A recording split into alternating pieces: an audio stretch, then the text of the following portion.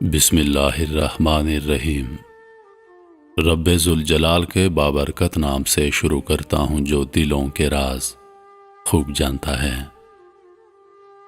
جسے چاہا در پہ بلا لیا، جسے چاہا اپنا بنا لیا، یہ سب تیرے کرم کے ہیں فیصلے، یہ بڑے نصیب کی بات ہے، یہ بڑے نصیب کی بات ہے، بڑے نصیب کی بات ہے۔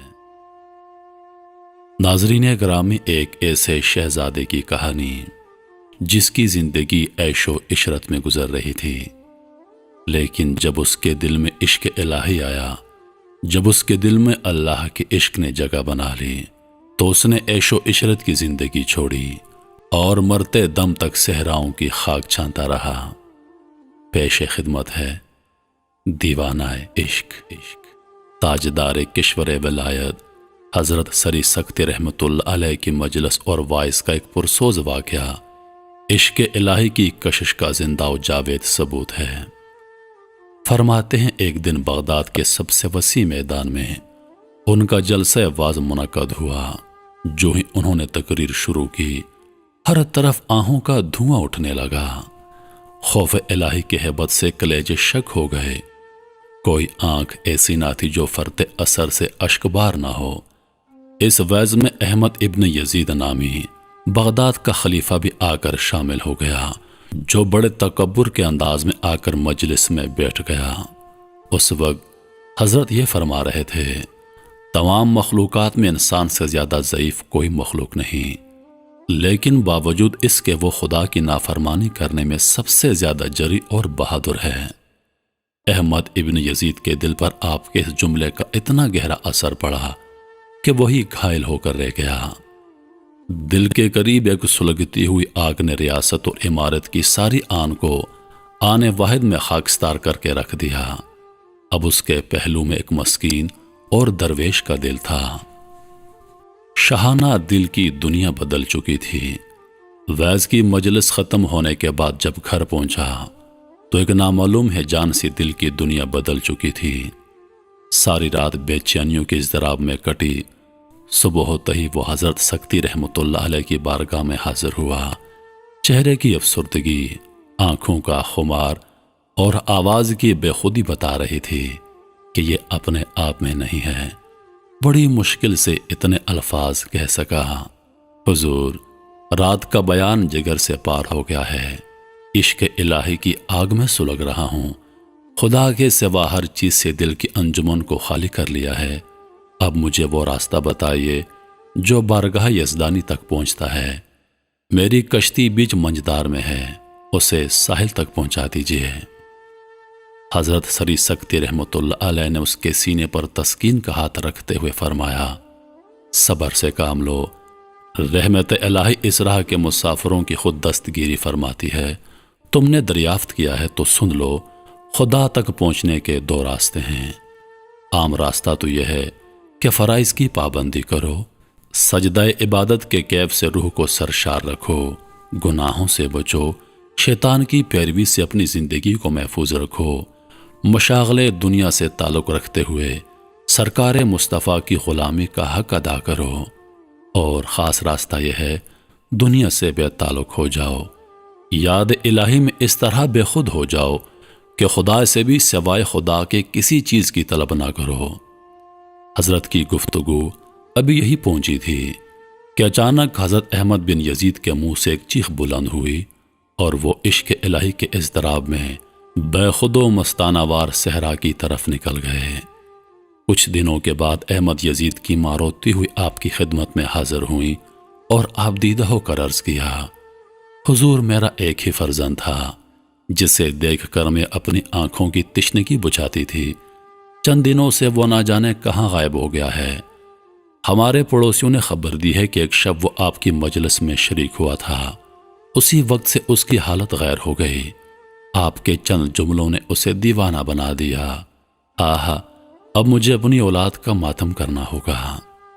حضرت نے تسلی دیتے ہوئے ارشاد فرمایا، اے ضعیفہ، صبر و شکر سے کام لے، تیرا بیٹا ضائع نہیں ہوا، وہ جب بھی میرے پاس آئے گا میں تجھے خبر دوں گا، خدا کی طرف بڑھنے والوں پر ماتم کا انداز اختیار کرنا خدا کے وفادار کنیزوں کا شیوا نہیں ہوتا۔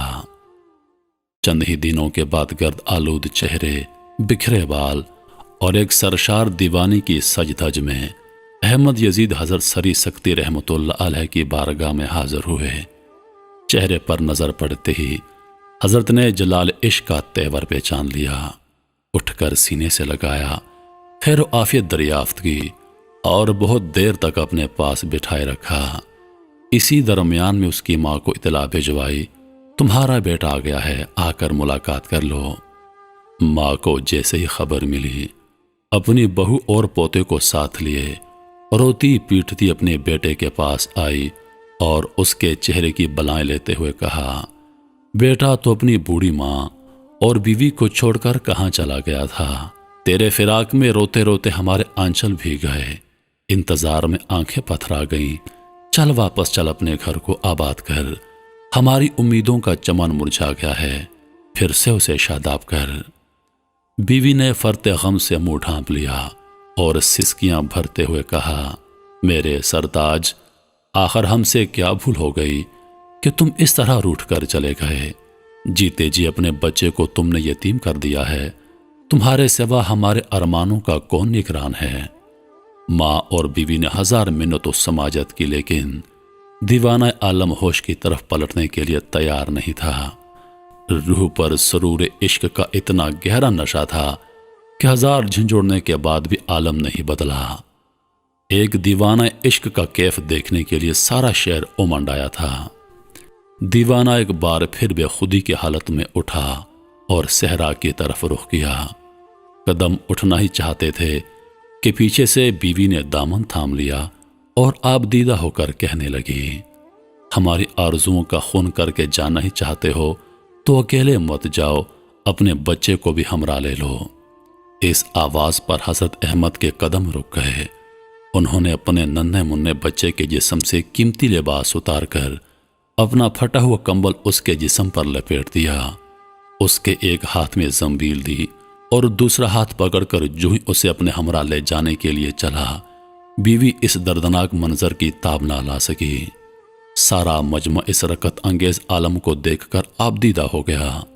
ماں کو اپنے لخت جگر کی جدائی برداشت نہ ہو سکی۔ بے تحاشا دوڑ کر اس نے بچے کو باپ کے ہاتھ سے چھین لیا اور اپنے سینے سے لپیٹ لیا۔ حضرت احمد نے پلٹ کر ایک بار اپنے بچے کو دیکھا اور پلکوں کا آنسو سینے کی تپتی ہوئی خاکستر میں جذب ہو کر رہ گیا۔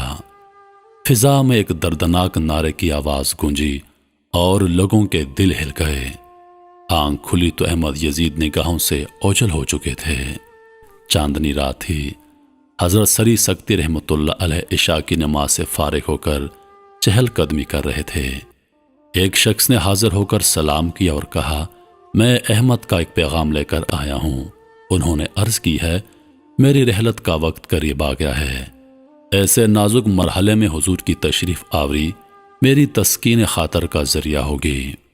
یہ خبر سن کر سری سکتی رحمۃ اللہ علیہ آبدیدہ ہو گئے۔ حاضرین مجلس سے کہا، خدا کا ایک مسکین بندہ جس کے نالہ شبینہ سے صحرائے عشق میں ایک شور برپا تھا، افسوس کہ آج اس کا آخری وقت آ گیا ہے۔ اب رات کی تنہائیوں کا پرسوز فریادی اور ویرانوں کا عبادت گزار ہمیشہ کے لیے دنیا سے رخصت ہو رہا ہے۔ چلو اس چراغ حرم کی بجھتی ہوئی لو کو آخری بار دیکھائیں۔ رحمت پروردگار کے نزول کی یہ بہت اہم گھڑی آ گئی ہے۔ یہ کہتے ہوئے اچانک اٹھے اور اس اجنبی کے پیچھے پیچھے چل پڑے۔ بغداد کے ایک مشہور قبرستان میں پہنچ کر وہ اجنبی شخص رک گیا اور ایک لاغر انسان کی طرف اشارہ کرتے ہوئے کہا، یہی ہے وہ عالم جاوید کا مسافر جس نے دم رخصت آپ کو آواز دی ہے۔ حضرت سری سکتی رحمۃ اللہ علیہ نے قریب بیٹھ کر آواز دی، احمد۔ احمد نے آنکھیں کھول دی اور ہچکی لیتی ہوئی سانس میں کہا، میرے مرشد گواہ رہنا کہ میں توحید الہی اور رسالت محمدی کے اقرار پر اپنا دم توڑ رہا ہوں۔ ایک بندہ سیاکار اپنے رب کے حضور اس حال میں جا رہا ہے کہ اس کا نامہ عمل گناہوں سے بوجھل ہے۔ اسے زندگی کی طویل مہلت ملی، لیکن اپنے پروردگار کی خوشنودی کا وہ کوئی سامان نہ کر سکا۔ یہ کہتے کہتے آواز حلق میں پھنس گئی، آنکھوں سے دو موتی ڈھلکے اور گریبان میں جذب ہو گئے۔ آنکھیں بند ہوتے ہی لبوں میں ایک جنبش پیدا ہو گئی اور کلمہ شہادت کی مدھم سی آواز پر روح عالم بالا کی طرف پرواز کر گئی۔ حضرت سری سکتی رحمت اللہ علیہ سے مرگ عاشق کا یہ دردناک منظر دیکھا نہیں گیا۔ فرط غم سے آنکھیں ڈبڈبا گئیں۔ آسمان کی طرف منہ کر کے کہا، تیری ادائے بے نیازی پہ قربان۔ بادشاہوں کی موت پھولوں کی سیج پر آتی ہے اور تیری مملکت کے وفاشار مسکینوں کو ایک ٹوٹا ہوا بوریا بھی میسر نہیں ہے۔ یہ کہہ کر تجہیز و تکفین کے ارادے سے شہر کی طرف جو ہی پلٹے دیکھا، ہر طرف سے لوگوں کا ہجوم چلا آ رہا ہے۔ ان سے دریافت کیا، آپ لوگ کہاں جا رہے ہیں؟ لوگوں نے جواب دیا، ہمیں ایک غیبی آواز سنائی دی، کوئی کہہ رہا تھا کہ خدا کے ایک مقرب ولی کا انتقال ہو گیا ہے، اس کے جنازے میں شریک ہو جاؤ۔ اس آواز کو سن کر سارا بغداد امنڈتا ہوا چلا آ رہا ہے۔ حضرت سری سکتی رحمت اللہ علیہ نے یہ خبر سن کر پھر آسمان کی طرف سر اٹھایا اور کہا، تیری شان بندہ نوازی پہ قربان۔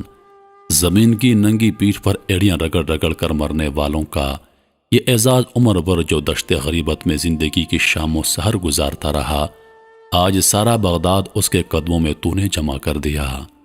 دنیا فانی میں جس عاشق گمنام کی توقیر کا یہ حال ہے، عالم جاوید میں اس کی شوکتوں کا اندازہ کون کر سکتا ہے؟ سچ کہا ہے تیری کتاب مجید نے کہ اللہ نیکوں کاروں کا اجر ضائع نہیں کرتا، اور سچ کہا ہے یہ سب تیرے کرم کے ہیں فیصلے، یہ بڑے نصیب کی بات ہے، نصیب کی بات ہے، نصیب کی بات ہے۔